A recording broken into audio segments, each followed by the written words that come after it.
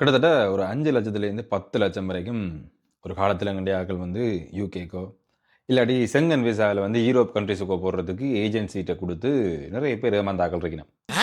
ஏமாத்தி புட்டாய்ங்க பெரியப்பா. நல்லா நம்ப வச்சு மோசம் பண்ணிட்டாங்க பெரியப்பா. நாங்க உங்கள பெர்ஃபெக்ட்டா அனுப்பி விடுறோம். 100% வரைக்கும் நாங்க உங்களுக்கு வந்து கேரண்டி தாரோம்.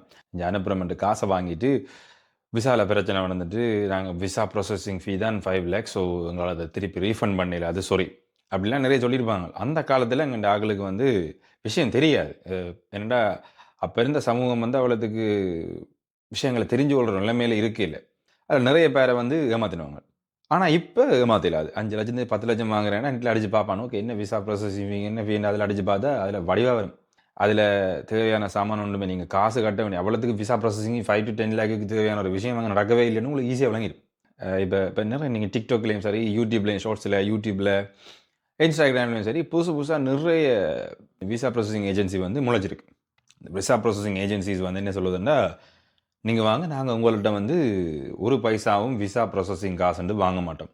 நாங்கள் உங்களுக்கு இலவசமா, ஃப்ரீயா உங்கள வெளிநாடு போறதுக்கு கைட் பண்ணி அனுப்பி வைப்போம். எங்களுக்கு நீங்க ஒரு காசும் தர தேவையில்லன்ட்டு இப்ப புதுசா ஒரு விஷயத்த தொடங்கியிருக்கிறேன். இது உண்மையாவே ஒரு லாப நோக்கு இல்லாமல் உங்கள வந்து படிக்கிறதுக்காண்டி இங்க அனுப்பணும்னு ஒரு நல்ல விஷயத்தோட பாக்கி நம்ம என்ன மாரியான ஒரு விஷயம் வந்து இதுக்கு பின்னால இருக்கு. என்றத தான் நாங்க இந்த காணொளியில முழுமையா பார்க்க போறோம். நீங்க இந்த காணொளிய தான் முதல் தரம் பார்க்குறீங்களா, இந்த சேனல மறக்காம சப்ஸ்கிரைப் பண்ணுங்க. நான் உங்க சிவா. நீங்க பார்த்துக் கொண்டிருக்கிறது வந்து தமிழ் டாக்ஸ். சரி. என்ன நடக்குது? இப்ப வந்து வெளிநாட்டுக்கு வாரதுக்கு இப்ப முதல் ஒரு காலத்துல வந்து ஏஜென்சில வந்து அப்ப இருந்த ஆட்கள் வந்து ஓகே யுத்தத்தின் காரணமாக அசைலம் சீக்கர்ஸ்க்காக வந்து நிறைய ஏஜென்சில காசு குடுத்து வெளிநாட்டுக்கு போன ஆட்கள் இருக்கிறேன். அப்ப வந்த ஆட்கள்லாம் இங்க உழைச்சு செட்டில் ஆகி, ஒரு நல்ல ஒரு கம்யூனிட்டி ரேஞ்ச நல்லா உருவாக்கி நல்ல விஷயமா இருக்கீங்க இப்ப. இப்ப ஊர்லேருந்து அசைலம் அடிச்சு வார ஆட்கள் குறைஞ்சு ஸ்டூடண்ட்ல வரலாம். இல்லாட்டி படிச்சுட்டு வந்து ஸ்டூடண்ட்டா இங்க வந்து நாங்க செட்டில் ஆகலாம்ன்ட்டு வார ஆட்கள் இப்ப அப்படி ஒரு தலைமுறை தான் இப்ப உருவாகி கொண்டு வருது. இந்த தலைமுறை வந்து என்ன மாரி என்றா, சில விஷயங்கள் தெரியும். சில விஷயங்கள் வந்து தேடி பிடிக்கிறது கொஞ்சம் கஷ்டமா இருக்கும். இந்த ஸ்டூடண்ட் விசாவ பொறுத்தவரைக்கும். நான் அப்ளை பண்ணிக்கய வந்து நான் சூஸ் பண்ணி தான் ஒரு யூனிவர்சிட்டி அப்ளை பண்ணினேன். சர்ச் பண்ணி இங்க இருக்க ஆட்கள்ட்ட கேட்டு. ஆனா என்னோட வந்த கொஞ்சம் ஃப்ரெண்ட்ஸ் கொஞ்சம் பேர் எனக்கு பிறகு வந்த ஆட்கள் வந்து யுனிவர்சிட்டி வந்து அந்த ஏஜென்சி தான் சூஸ் பண்ணி குடுத்துருக்கு. இவங்க வந்து சொல்ற சில விஷயங்கள் வந்து இவங்க நம்பக்கூடிய மாரி என் ஃப்ரெண்ட் வந்து இப்ப நான் வரைக்கும் வந்து எனக்கு ஸ்காலர்ஷிப் ஃபீ எல்லாம் கழிய ஒரு 10 to 10 12,000 பவுண்ட்ஸ்க்கு கிட்ட முடிஞ்சுது. அவரேஜா.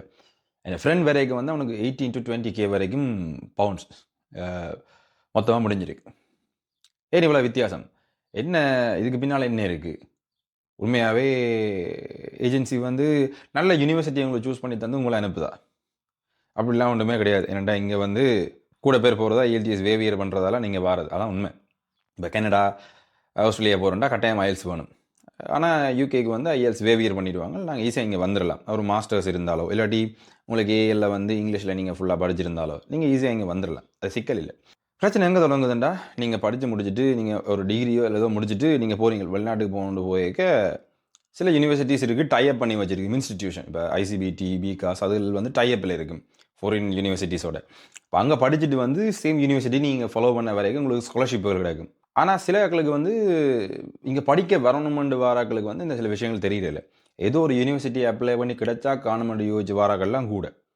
அப்ப அப்படி கிடைச்சு வாராக்களுக்கு அப்படி ஒரு ஆள் அப்படி ஒரு ஆள் ஏஜென்சிய அணுகி போகேக்க வந்து வடிவா கூப்பிட்டு இருத்தி வாழைப்பழத்த உரிச்சு வாயில தள்ளுவாங்க. அப்படியான விஷயம் தான் நடந்து கொண்டிருக்கு.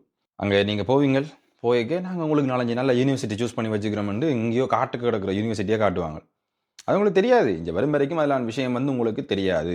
ஏதோ விசா அப்ளை பண்ணியாச்சு, கிடைச்சாச்சுன்னு இங்க வந்து இறங்கினவர தான் தெரியும். ஆ அதாவது யுனிவர்சிட்டி அங்க இருக்கு. வேலை செய்றதுக்கும் பக்கத்துல இடம் இல்ல. சாப்பாடும் சிக்கல் அப்படின்னு நிறைய யோசிப்பீங்கள். அப்ப ஏன் இப்படி செய்யுது ஏஜென்சிஸ்? ஏனென்டா இங்க இருக்க சில யுனிவர்சிட்டீஸ் வந்து புரமோட் பண்ணுது. இங்க இருக்கிற யுனிவர்சிட்டீஸ் வந்து தங்களோட யுனிவர்சிட்டிய வந்து இப்படி கொஞ்சம் பிரான்ச், இப்படி கொஞ்சம் ஆட்கள வச்சு புரமோட் பண்ணுது. இப்படி இந்த யுனிவர்சிட்டிக்கு நீங்க ஆள் எடுத்து தந்தீங்கன்னா, உங்களுக்கு இவ்வளவு கமிஷன். ஸோ ஹை கமிஷனா இருக்கு. இப்ப ஒரு ஸ்டாண்டர்ட் இருக்கிற யுனிவர்சிட்டி தான் இல்லேன்ட்டு இல்ல. ஆனா அது வந்து தொங்கல் இருக்கும். இப்ப ஒரு காட்டுக்குள்ளேயோ, எப்படியா அவுட் சைட் லண்டனாவோ இருக்கும். அத சூஸ் பண்ணி போயேக்க நிறைய சிக்கல்கள் வரும். ஒன்று வந்து அந்த யுனிவர்சிட்டி வந்து தொங்கல் ஒரு தூர இடத்துல இருக்கும். ஆனா காசு சரியான கூடவா இருக்கும் பட்ஜெட். இப்ப நீங்கள் வந்து ப்ராப்பராக நீங்கள் ஒரு யூனிவர்சிட்டியில் இப்போ நீங்கள் ஐசிபிடி பிகாஸில் படிச்சிருந்தீங்களா தெரியும் நம்மளா நிறைய இங்கே யூனிவர்சிட்டியோட அவங்க டைப் பண்ணி வச்சுக்கிறாங்க. ஸோ அந்த நீங்கள் ஒரு யூனிவர்சிட்டியில் படித்து டிகிரி எடுத்துகிட்டு சேம் யூனிவர்சிட்டிக்கு போய் உங்களுக்கு கொஞ்சம் ஸ்காலர்ஷிப் இருக்கும். ஆனால் சில யூனிவர்சிட்டி நீங்கள் சூஸ் பண்ணி உங்களுக்கு ஸ்காலர்ஷிப்பே இருக்காது. கிட்டத்தட்ட 18,000 20,000 பவுண்ட்ஸ் வரைக்கும் கட்டணும். இப்போ இருக்கிற ஏஜென்சி வந்து புஷ் பண்ணுறது என்னென்னா அதை தான் 18,000 20,000 இல்லாட்டி 15,000 20,000 அப்படின்னு ஒரு பெரிய அமௌண்ட்டை உங்களோட தலையில் கட்டி விட்டுருவாங்க. ஆனால் அவங்களுக்கு நல்ல ஒரு காசு ஒன்று கிடைக்கும். கிட்டத்தட்ட ஒரு 20 to 30% வரைக்கும் அவங்களுக்கு வந்து ப்ராஃபிட் கிடைக்கும். ஒரு பங்கு கொண்டு போகும் அவங்களுக்கு. அப்போ நீங்கள் ஏஜென்சிக்கு போகிறீங்கன்றேக்க வந்து கொஞ்சம் யோசிக்கணும். நீங்கள் ஒரு யூனிவர்சிட்டியை தேடி இங்கே இருக்கிற ஆகள்கிட்ட அட்வைஸ் கேட்டு இங்கே இருக்கிற முதல் படித்த ஆகள்கிட்ட அட்வைஸை கேட்டு போகிறது தான் நல்ல. அதை தவிர்த்துட்டு ஏஜென்சி சொல்லுது நல்ல யூனிவர்சிட்டி நீங்கள் வந்தீங்கன்னா விசா எடுத்திருந்தாயோ நீங்கள் இங்கே வந்த பிறகு அவனுக்கு இதுக்கும் சம்மந்தமே இல்லை. அது நல்ல யூனிவர்சிட்டின்னு சொல்லி போட்டு அவன் விட்டுருவான். பிரச்சனையை சமாளிக்க வேண்டியது, பிரச்சனையை ஃபேஸ் பண்ண வேண்டியது முழுக்க நீங்கள் தான். இங்கே வந்து தங்கிட்டீங்கன்னாக்க வேலை, அதுக்கு பிறகு சாப்பாடு, தங்குற இடம், அப்போ இது எல்லாமே அங்கே மாதிரி இங்கே இல்லை. அதில் விளங்கி கொள்ளணும். அப்போ ஏஜென்சி ஒரு யூனிவர்சிட்டி சொல்லுதுன்றா பிளைண்டாக கொண்டே மண்டையை கொண்டே கொடுத்துறாதீங்க. ஏன்னா அதுக்கு பின்னால் நிறைய விஷயம் இருக்குது. அவங்களுக்கு வந்து ப்ரொமோஷன் உண்டு, அதுக்கு பிறகு காசெல்லாம் யூனிவர்சிட்டி பே பண்ணிடும். ஸோ அவங்க உங்கள்கிட்ட காசு வாங்க வேண்டிய தேவையில்லை. ஏன்டா உங்கள்கிட்ட நீ சொன்னால் நீங்கள் போய் கூகுள்லேயோ இங்கே ChatGPTலையோ அடித்து பார்த்து ஓகே எவ்வளோ முடிவு எடுத்துலாம் பார்த்துருவீங்க. அப்போ நீங்கள் ஒரு யூனிவர்சிட்டிக்கு போகிறீங்களா அதை முதல் எந்த யூனிவர்சிட்டின்னு சூஸ் பண்ணணும். சூஸ் பண்ணிவிட்டு தயவு செஞ்சு இங்கே வாங்க. இங்கே வர்றது வந்து நல்லது தான், இல்லைன்னு இல்லை. யாருனாலும் இங்கே வரலாம், வந்து நல்லா உழைக்கலாம். ஆனால் நல்ல யூனிவர்சிட்டியை பார்த்து சூஸ் பண்ணுங்கள். ஏதோ ஒரு தொங்கல் மூலையில் கிடக்கிற யூனிவர்சிட்டியை சூஸ் பண்ணிவிட்டு இங்கே வந்து கஷ்டப்பட்டு நொந்து நூலாகி வாழ்க்கையை வெறுக்கிறவளுக்கு இருக்கிறாங்களும் இருக்கிறாங்க. அப்போ நல்ல யூனிவர்சிட்டியை சூஸ் பண்ணினீங்களா லைஃப் வந்து ரொம்ப நல்லா இருக்கும். இப்போ சில யூனிவர்சிட்டிஸ் இருக்குது, அதில் வந்து ஒன்லி இன்டர்நேஷ்னல் ஸ்டூடெண்ட்ஸ் தான். Only international students. நீங்கள் வந்து மல்டி கல்ச்சரல் இருக்கிற பீப்புளோட நீங்கள் கதைச்சு பழகவே இயலாது.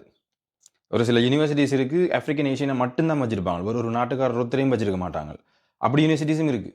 செப்பரேட் பண்ணிடுவாங்க சில யூனிவர்சிட்டிஸ். வந்தோம் இன்டர்நேஷ்னல் ஸ்டூடெண்ட்ஸ் புரியுமா, இங்கே ஸ்டூடெண்ட்ஸ் புரியுமாண்டு. அப்படிலாம் நிறைய பிரச்சனைகள் இருக்குது. அப்போ நீங்கள் சூஸ் பண்ணுற யூனிவர்சிட்டியை 1க்கு 4 தடவை வடிவாக பார்த்து சூஸ் பண்ணுங்கள். அதுக்கு முதல்ல அது எப்படி இந்த யூனிவர்சிட்டி இருந்திருக்கு, யூனிவர்சிட்டியில் அக்கமடேஷன் இருக்கா, இல்லாட்டி இந்த யூனிவர்சிட்டியில் வந்து உங்களுக்கு எப்படி ஸ்டூடெண்ட் சப்போர்ட் இருக்குது, எல்லாத்தையும் பார்க்கணும். எல்லாத்தையும் பார்த்துட்டு வந்தீங்களா தான் நல்ல. அப்புறம் இங்கே வந்துட்டு கஷ்டப்படக்கூடாது. அதே மாதிரி நீங்கள் இங்கே வந்துட்டு இன்னொரு யூனிவர்சிட்டிக்கு மாற போகிறீங்கனாலும் ஒரு 1 மந்தில் மாறலாம். அந்த யூனிவர்சிட்டிக்கு என்ரோல் ஆக முதல் நீங்கள் அந்த யூனிவர்சிட்டிலேருந்து வெளியில் வந்துட்டு இன்னொரு யூனிவர்சிட்டிக்கு அப்ளை பண்ணிவிட்டு மாறலாம். இந்த விஷயமும் நிறைய பேருக்கு தெரியாது. இப்போ நீங்கள் இங்கே வந்து தங்கிட்டு யூனிவர்சிட்டிக்கு போக போகிறீங்க ரெண்டேக்க ஒரு யூனிவர்சிட்டி வந்து உங்களுக்கு இதை விட பெட்டரான யூனிவர்சிட்டி உங்களுக்கு கிடச்சிட்டு இங்கே வந்தோன்னா உங்களுக்கு விஷயம் விளங்குது. ஏதோ 1 வீக்கில் இங்கே வந்துட்டு நீங்கள் படிச்சிட்டீங்க, விஷயம் விளங்கிட்டுது. அந்த யூனிவர்சிட்டி வந்து லோங்காக இருக்குது, தூரமாக இருக்குது, அங்கே கொஞ்சம் கஷ்டம் இருக்கிறது. பக்கத்தில் ஒரு யூனிவர்சிட்டி இருக்குது, எனக்கு கிடைக்கும் போல இருக்குது என்று பார்த்துட்டீங்களா முதலாவதாக நீங்கள் செய்ய வேண்டிய வேலை என்னென்னா அந்த யூனிவர்சிட்டிலேருந்து என்ரோல்மெண்ட்டை கேன்சல் பண்ணிவிட்டு இங்கே கேஷ் அப்ளை பண்ணி நீங்கள் இங்கத்தையான யூனிவர்சிட்டியில் கேஷில் எடுக்கணும். அப்படி எடுக்கலாம். காசு ரீஃபண்ட் ஆகும் உங்களுக்கு, நீங்கள் உடனே மாற்றிடலாம். இதெல்லாம் நான் என்ரோல் ஆகி 2-3 மாதத்துக்கு பிறகு எனக்கு தெரிஞ்சது. அப்படி இங்கே வந்துட்டு ஓகே உங்களுக்கு ஒரு பெட்டரான யூனிவர்சிட்டி கிடச்சிட்டுதாண்டா, இந்த யூனிவர்சிட்டி எங்கேயும் தொங்கலில் கிடக்கண்டா, தயவு செஞ்சு யூனிவர்சிட்டியை விட்டுட்டு ஒரு பெட்டரான யூனிவர்சிட்டி நீங்கள் மாறலாம். அதுக்குரிய சந்தர்ப்பம் வந்து இருக்குது. இதைத்தான் இந்த காணொலியில் நான் மெயினாக சொல்ல விரும்புகிறேன். ஏன்னா எங்கள் நிறைய பேர் வந்து பிளைண்ட் ஆப் ஏஜென்சியை நம்பிட்டு அவங்க சொல்கிறதெல்லாம் பால் மாதிரி இருக்குன்னு வச்சு போட்டு அவன் நம்பி போட்டு இங்கே வந்து யோசிக்கக்கூடாது. அதுக்காண்டி தான், மற்றபடி ஒரு பிரச்சனையும் இல்லை.